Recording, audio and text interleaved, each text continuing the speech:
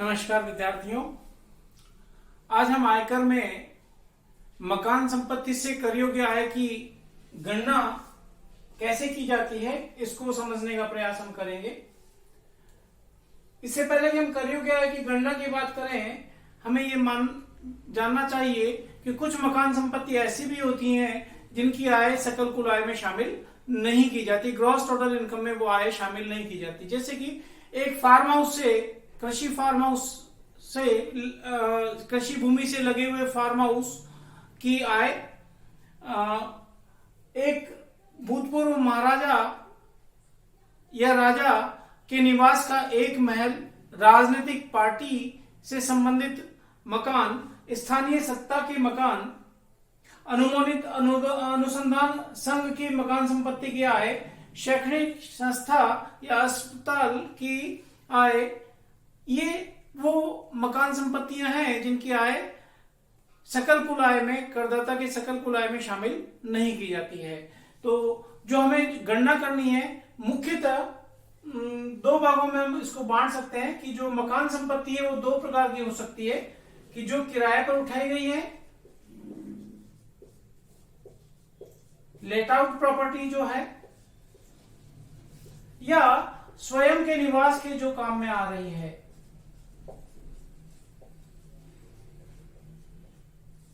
Self occupied जो house है उनसे संबंधित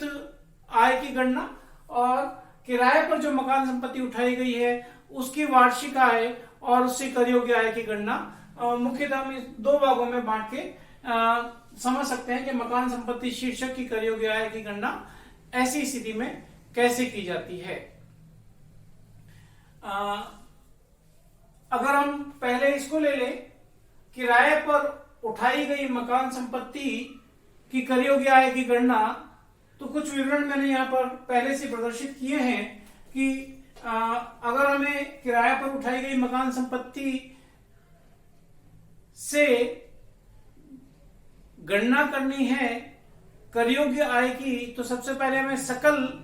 वार्षिक मूल्य फिर शुद्ध वार्षिक मूल्य ज्ञात करना पड़ेगा, उसके पश्चात ही कर योग्य मूल्य ज्ञात होगा। तो ये जो सकल वार्षिक मूल्य है या शुद्ध वार्षिक मूल्य है, इसकी गणना कैसे की जाती है, इसको यहाँ पर स्टेप्स के रूप में हम समझे कि step number 1 under section 23(1)(a) में कहा गया है कि पहला पॉइंट, ए पॉइंट, जो नगर पालिका मूल्य है, म्युनिसिपल वैल्यू है, उसको लीजिए, और दूसरा पॉइंट यहाँ पर ए में दूसरा पॉइंट है उचित किराया या फेयर रेंट, यहाँ पर लीजिए। इन दोनों में तुलना कीजिए, जो दोनों में अधिक है वो पॉइंट नंबर ए का उत्तर कहलाएगा कि नगर पालिका मूल्य या उचित किराया, जो दोनों में से अधिक है। बी पॉइंट है प्रमापित किराया या स्टैंडर्ड रेंट। स्टैंडर्ड रेंट यहां पर बी पॉइंट बन गया। सी पॉइंट है अपेक्षित किराया, एक्सपेक्टेड रेंट। ये जो स्टेप नंबर 1 है ये एक्चुअली एक्सपेक्टेड रेंट या अपेक्षित किराए को ज्ञात करने के लिए ही है। तो ऊपर आपके पास में पॉइंट ए और पॉइंट 2 की दो वैल्यू है, तो अपेक्षित किराया क्या है,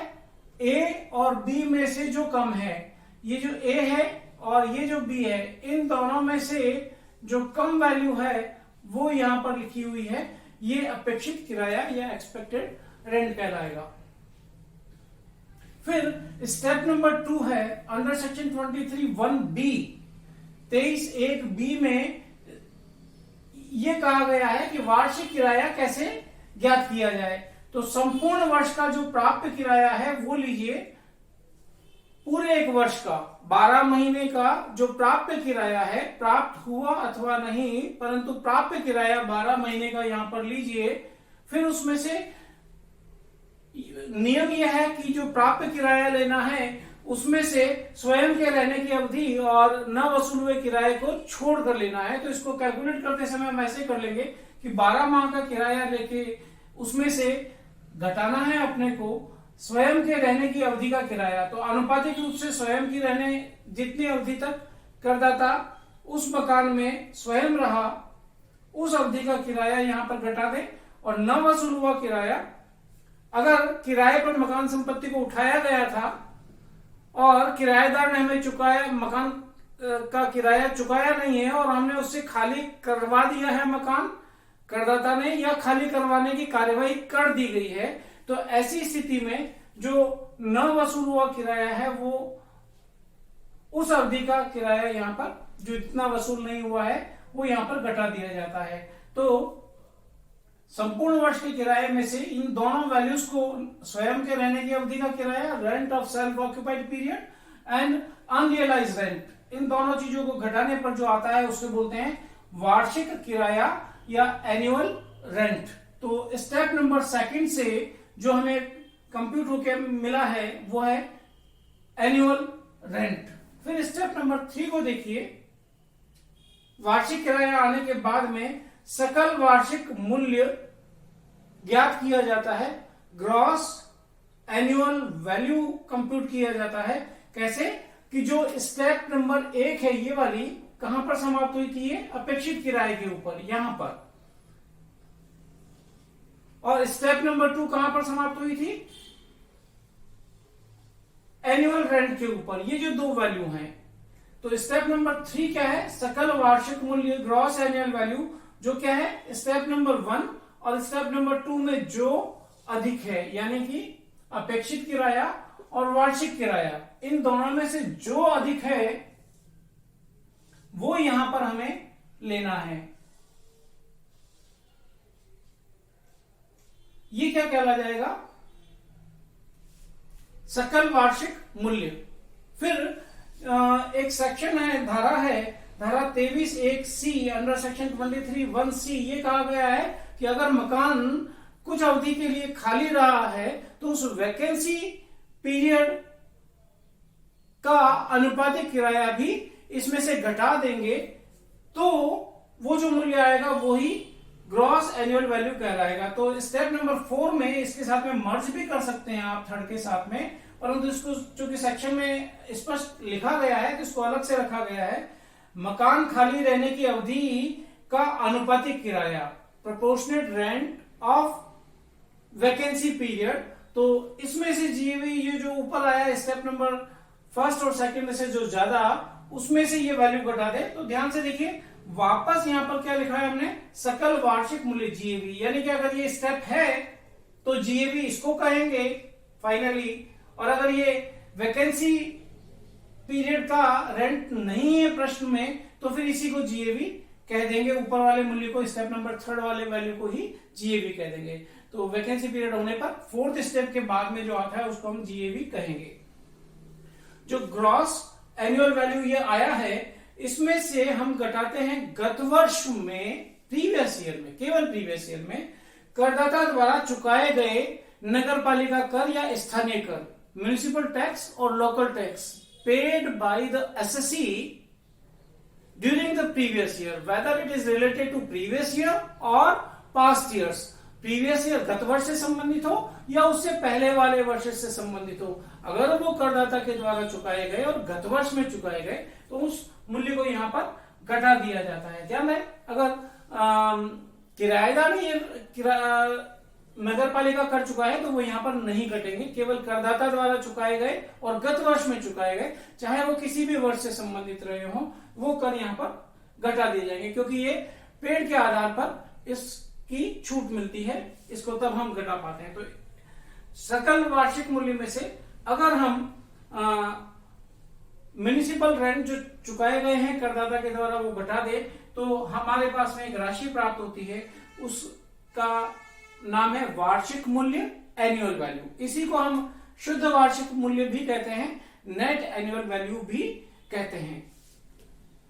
नेट एनुअल वैल्यू ज्ञात हो जाने के उपरांत हमें टैक्सेबल वैल्यू चाहिए, taxable income from house property चाहिए। तो ये जो वार्षिक मूल्य आपके पास में आ गया है, एनुअल वैल्यू जो आपने इस स्टेप में कंप्यूट कर लिया है, इसमें से डिडक्शंस, कुछ कटौतियां दी जाती हैं अंडर सेक्शन 24, धारा 24 के तहत कटौती दी जाती है। जो पहली कटौती है धारा 24(1) कहलाती है। ये जो कटौती है ये स्टैंडर्ड डिडक्शन है।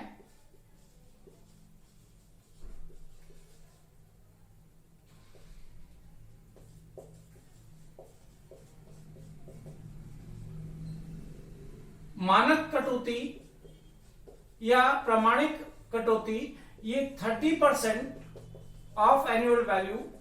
ये जो एनुअल वैल्यू आया है इस एनुअल वैल्यू का 30% दी जाती है। दूसरी कटौती है इंटरेस्ट ऑन लोन की,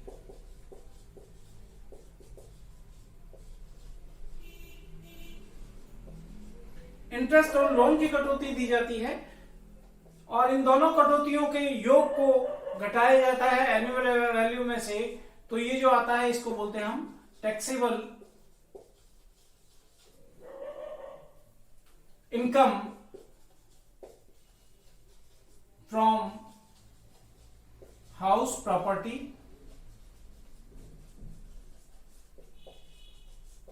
तो इस प्रकार से हम लेट आउट प्रॉपर्टी की जो करयोग्य है उसकी गणना करते हैं। यहां पर मैं बीच में स्टैंडर्ड डिडक्शन तो एनुअल वैल्यू का सीधा ही 30% घटा दिया जाता है, हर परिस्थिति में ये कटौती मिलती है। और इंटरेस्ट ऑन लोन की अगर मैं बात करूं तो पहले चूंकि ये किराए पर उठाया हुआ मकान है तो इसमें ब्याज की कोई सीमा नहीं है, चाहे जितना भी मकान को बनाने के लिए, क्रय करने के लिए जो ब्याज ऋण लिया गया है उसके ऊपर जो भी ब्याज देयता के आधार पर, यहां पर पेड के आधार पर नहीं, देयता के आधार पर जितना भी देय हो गया है वो ब्याज यहां पर घटा दिया जाता है। फिर ये जो ब्याज है वो साधारण होना ब्याज ही होता है, चक्रवृद्धि ब्याज यहां पर नहीं घटाया जाता, कंपाउंड इंटरेस्ट यहां पर नहीं घटाया जाता, सिंपल इंटरेस्ट घटाया जाता है। फिर अगर मकान निर्माण की तिथि हमें अक्सर प्रश्न में मिलेगी, तो मकान निर्माण की तिथि वाले वर्ष का जो ब्याज है वो तो सीधे ही यहां पर कंप्यूट करके लिख दिया जाता है, और मकान निर्माण से पहले वाली अवधि का भी अगर कोई ब्याज देय है तो उस पहले वाली अवधि के मकान निर्माण के वर्ष के ठीक पहले वाले अवधि यानी कि 31 मार्च, इससे ठीक पहले जो वर्ष के 31 मार्च है तब तक का अगर कोई ब्याज है तो उस ब्याज की गणना करके उसको 5 भागों में बांटा जाता है, और पहली 5 भागों में से पहले भाग की कटौती इस प्रीवियस ईयर में जिस वर्ष में कि मकान बना है उस वर्ष में छूट दी जाती है। तो इसका मतलब यहां पर 2 प्रकार के ब्याज हो गए, एक गत वर्ष का ब्याज और अगर निर्माण की तिथि उसी गत वर्ष में आ रही है तो उससे पहले वाले वर्षों के कुल ब्याज का 5वां भाग, 2 चीजें यहां पर घटाई जाती हैं। तो इस प्रकार से ब्याज जो मकान को बनाने या ऋण लेकर क्रय करने या पुराने ऋण को चुकाने के लिए ऋण लिया है उसका जो ब्याज है वो यहां पर इस प्रकार से घटा दिया जाता है। तो ये पूरा प्रोसीजर है एक लेट आउट प्रॉपर्टी या किराए पर उठाई गई मकान संपत्ति से आय की गणना करने का। हमने अभी थोड़ी देर पहले देखा था कि 2 प्रकार की संपत्तियों में मकान संपत्ति को बांटा जा सकता है, एक वो संपत्ति जो किराए पर उठाई गई है और दूसरी वो संपत्ति जो स्वयं के रहने की है। इसके अलावा भी होती है संपत्तियां जैसे कि व्यापारिक रहते के रूप में, उसको भी हम बात करेंगे। और पहले हम ये देख लें कि अगर सेल्फ ऑक्यूपाइड कोई हाउस है तो उसकी गणना कैसे करते हैं। तो धारा 23(1) में तो किराए से संबंधित मकानों की गणना की बात कही गई है, और धारा 23(2) अंडर सेक्शन 23(2)(a) और 23(2)(b) में स्वयं के रहने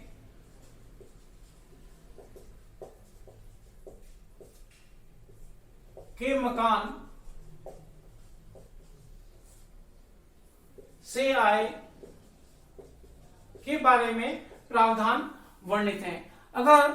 करदाता का एक रहने का मकान हो या 2 रहने के मकान हो या उनके कोई भाग हो 1 या 2,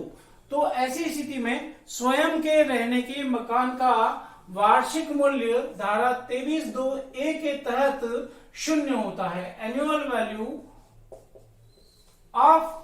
self occupied house by the SSC is 0 for 1 और 2 हाउसेज और पार्ट ऑफ द हाउसेज। तो एक या दो मकानों के रहने का मूल्य क्या हो जाएगा? 0। और इसमें से जो कटौती दी जाती है, इंटरेस्ट की कटौती इसमें से दी जाती है। इंटरेस्ट की कटौती देने की बात अगर अपन करें तो ऐसी स्थिति में ये क्या हो जाएगा? वार्षिक मूल्य में से अगर कुछ कटौती घटाएंगे तो आय जो होगी, टैक्सेबल जो इनकम होगी, वो क्या हो जाएगी? ऋणात्मक हो जाएगी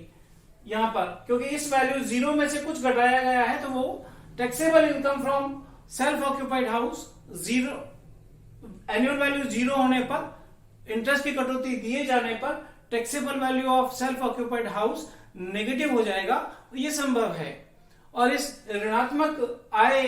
को सबसे पहले अन्य मकान संपत्तियों से अगर कोई धनात्मक आय है तो उससे पूरी की जाएगी, और अगर ऐसा नहीं है या फिर भी ऋणात्मक आय बच जाती है तो दूसरे जो शीर्षक हैं, अन्य 4 शीर्षक और हैं, उन शीर्षकों की आय से इसका समायोजन कर लिया जाएगा, सेट ऑफ कर लिया जाएगा। इस नेगेटिव आय की पूर्ति उन दूसरे शीर्षकों की आय से, अगर मकान संपत्ति आय में नहीं बची कुछ तो दूसरे शीर्षकों की आय से पूर्ति कर ली जाएगी। इसी प्रकार से धारा 23(2)(b) में अगर मकान से अन्य कोई लाभ नहीं लिया गया है, करदाता दूसरे स्थान पर रहता है, उसको किसी निश्चित उद्देश्य से खाली नहीं रखा गया है, तो ऐसे मकान संपत्ति से जो आय होगी वो भी शून्य कहलाएगी। 1 या 2 मकान संपत्ति से आय धारा 23(2)(b) में वैसे मकानों की आय भी शून्य हो जाएगी। इसी प्रकार से ये हमने जो 2 बातें कही, इसी प्रकार से अगर व्यवसाय में व्यापारिक रहतिये के रूप में कोई अगर मकान है तो इस असेसमेंट ईयर 2020-21 हमारा कर निर्धारण वर्ष चल रहा है, असेसमेंट ईयर चल रहा है, तो 2020-21 असेसमेंट ईयर से जिस वर्ष ये मकान बनकर तैयार हुआ है, व्यापारिक रहते का मतलब क्या हुआ कि वो जो करदाता है वो मकान को बना के बेचने का या खरीद के बेचने का कार्य कर रहा है, तो उसका बिजनेस चूंकि मकानों से संबंधित है तो मकान बिना बिका रह गया तो वो उसकी क्लोजिंग स्टॉक कहलाएगा। तो इस क्लोजिंग स्टॉक अगर रह गया तो मकान निर्माण की तिथि से बाद के 2 वर्षों में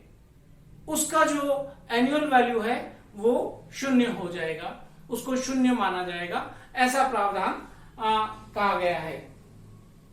तो इस प्रकार से हम इसके अलावा भी तो स्थितियां हो सकती हैं कि अगर फ्लैट्स हैं उनमें कुछ अवधि स्वयं रहता है, कुछ अवधि किराए पर उठाता है, तो उनकी गणना भी हम सवाल में जैसी इंफॉर्मेशन हमें दी हुई है उस प्रकार से रखकर कर सकते हैं। तो आज हमने जानने के प्रयास किया कि मकान संपत्ति से कर योग्य आय की गणना कैसे की जाती है, एक लेट आउट प्रॉपर्टी में और एक स्वयं के रहने की भवन में। इसके अलावा अगर कोई व्यापारिक रहतिया है तो उसमें भी एनुअल वैल्यू की गणना हम इस प्रकार से अभी जो हमने प्रावधान डिस्कस किए उसके हिसाब से कर सकते हैं। धन्यवाद।